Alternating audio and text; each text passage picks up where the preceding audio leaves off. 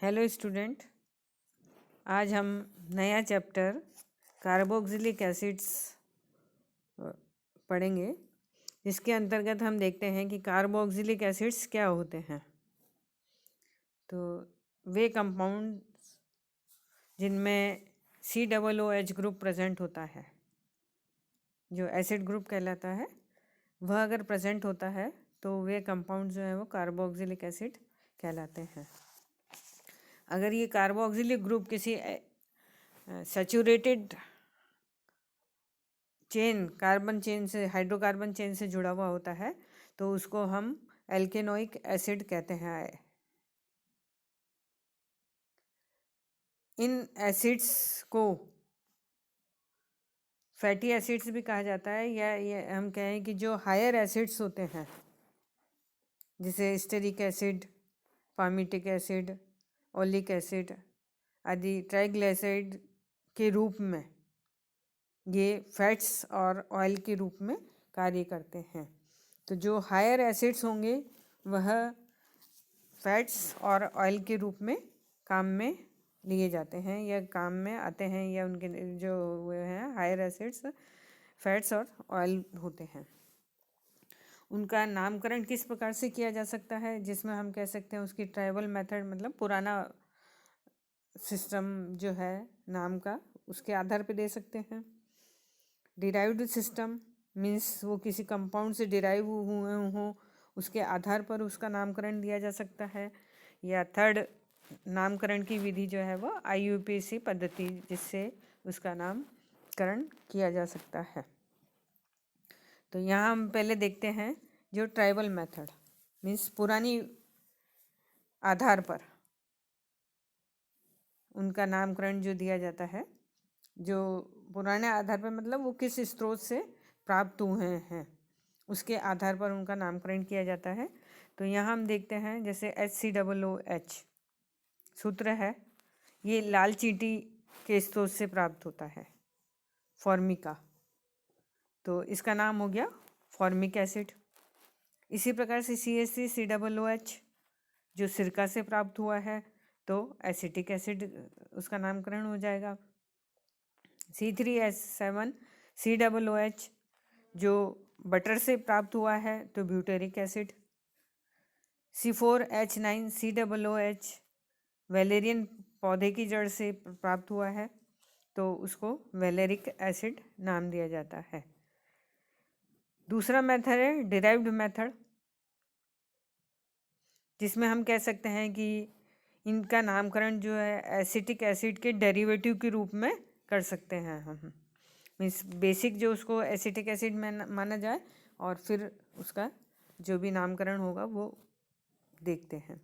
तो यहाँ पे पहला एग्जाम्पल जो है वो आपका CH3CH CH3COOH। तो एसिटिक एसिड होता है CH3COOH, मीन्स एसिटिक एसिड के CH3 जो था उसमें से 2 हाइड्रोजन एटम का रिप्लेसमेंट 2 मैथिल ग्रुप द्वारा कर दिया गया है, तो डाई मैथिल एसिटिक एसिड उस कंपाउंड का नाम हो जाएगा।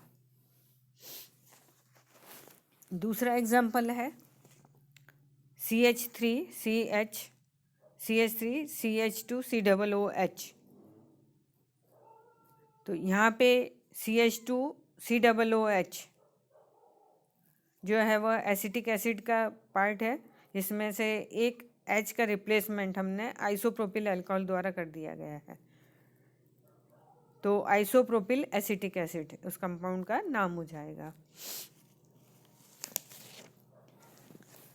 तीसरा मेथड है IUPAC मेथड।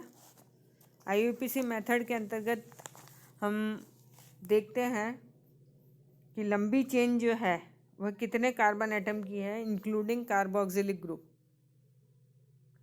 तो उसके आधार पर देखते हैं हम कि 1 कार्बन है तो मीथेन, 2 है तो इथेन, 3 है तो प्रोपेन और 4 है तो ब्यूटेन, इस प्रकार नाम दिया जाता है। तो हाइड्रोकार्बन चेन जो होगी उसके आधार पर उसका नाम होगा, और एसिड है तो उसका ओइक एसिड, जैसे एल्केन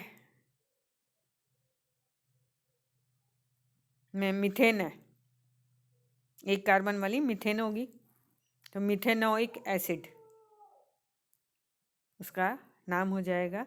तो सूत्र है जैसे CH2O2, उसका फॉर्मूला है HCOOH, जिसको फॉर्मिक एसिड सामान्य नाम दिया गया है, दिया जाता है।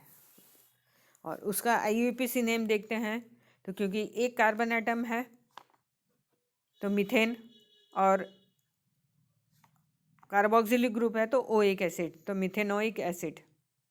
इसी प्रकार से दूसरा सूत्र है C2H4O2 मीन्स CH3COOH, दो कार्बन है तो इथेन और इथेनोइक एसिड उस कंपाउंड का नाम हो जाएगा, और सामान्य नाम जो है वो उसका एसिटिक एसिड होता है।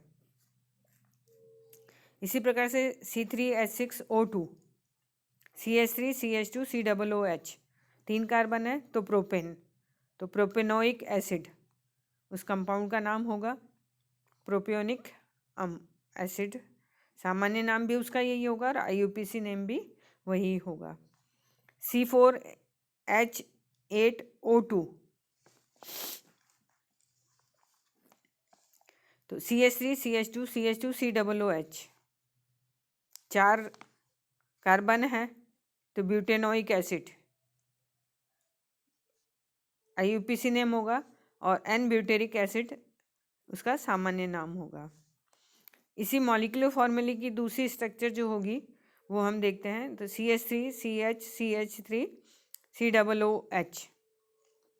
तो यहाँ पे अगर चेन ओपन चेन है या ब्रांच्ड चेन है, उसमें वह चेन देखी जाती है जो सबसे लंबी हो, और नंबरिंग दी जाती है वह फंक्शनल ग्रुप से नंबरिंग दी जाती है। तो CH3CH3COOH, तो लॉन्ग चेन अगर हम देखते हैं तो चाहे स्ट्रेट चेन देखें या साइड वाली जो चेन देखते हैं हम यूँ, तो उसमें तीन कार्बन है, तो बेसिक तो हो गया प्रोपेन, उसकी 2 पोजीशन पे मेथिल ग्रुप लगा हुआ है, तो 2 मेथिल प्रोपेनोइक एसिड इस कंपाउंड का नाम होगा। और क्योंकि ये isobutyl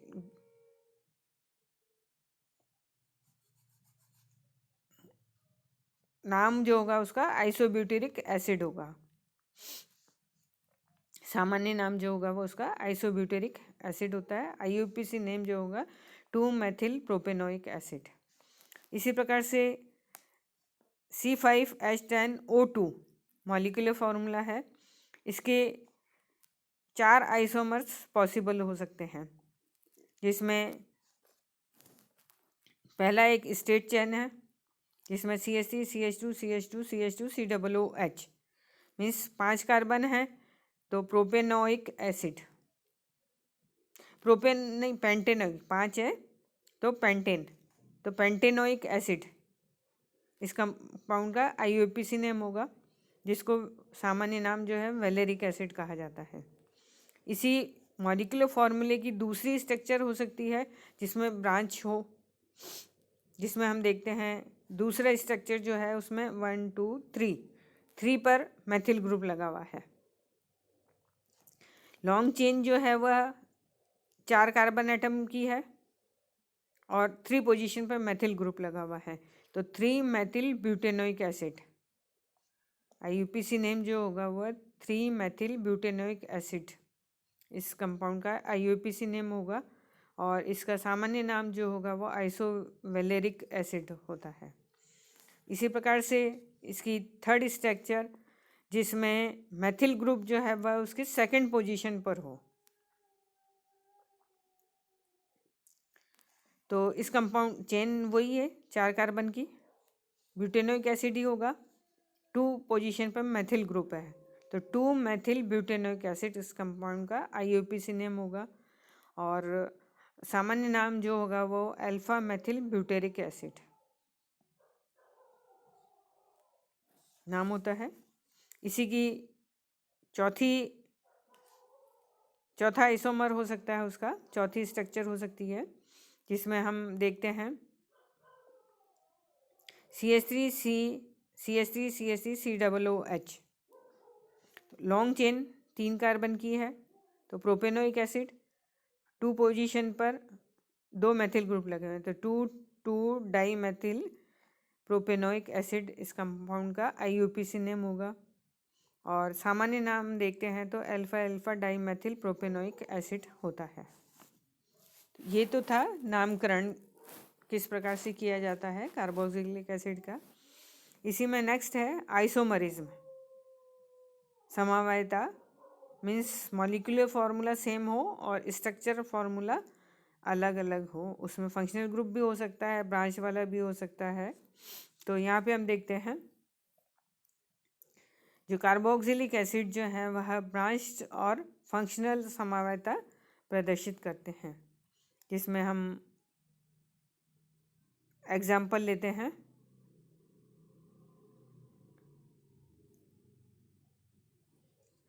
CH3CH2CH2CH2 COOH means C5H10O2।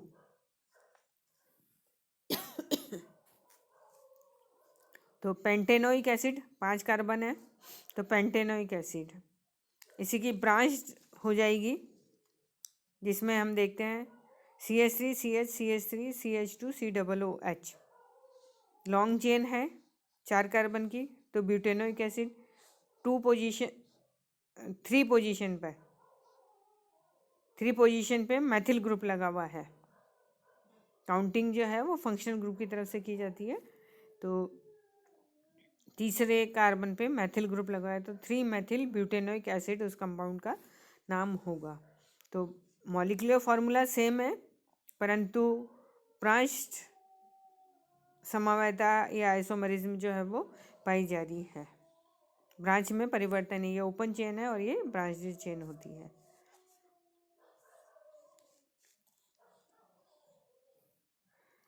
यहाँ पे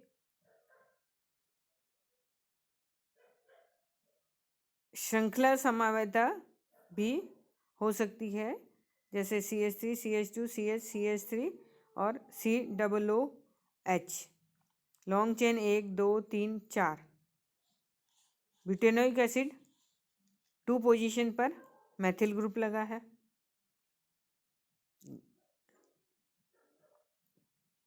इसकी पहली स्ट्रक्चर जो देखते हैं वो pentanoic acid open chain structure है।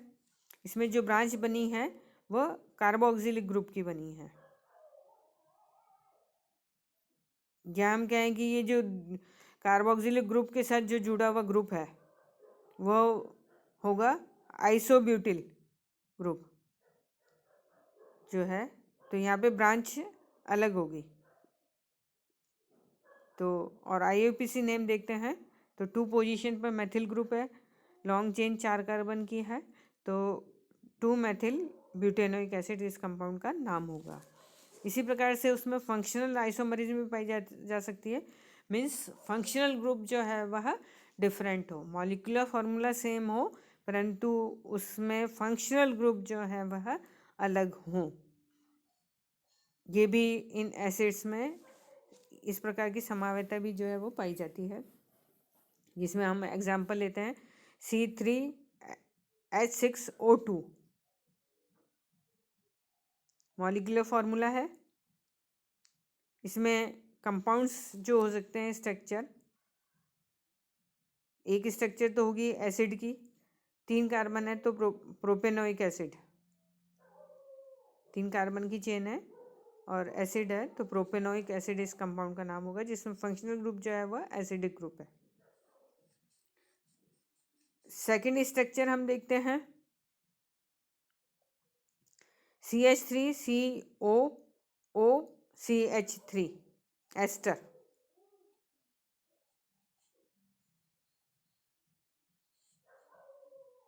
एस्टर फंक्शनल ग्रुप है यहाँ पे। इसी में और रिएक्शन हो और स्ट्रक्चर हो सकती है, इसमें HCOOC2H5 ये भी एस्टर है।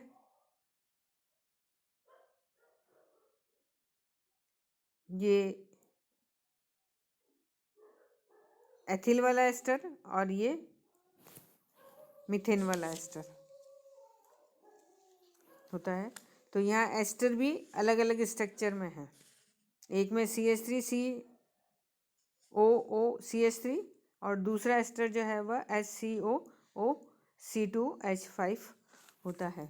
तो ये तो था कार्बोक्सिलिक एसिड क्या होते हैं, उनका नामकरण किया था और उसमें कौन कौन सी समावताएं जो है वह पाई जाती है। इसकी स्ट्रक्चर और बॉन्डिंग जो है वो नेक्स्ट लेक्चर में देखेंगे। Thank you.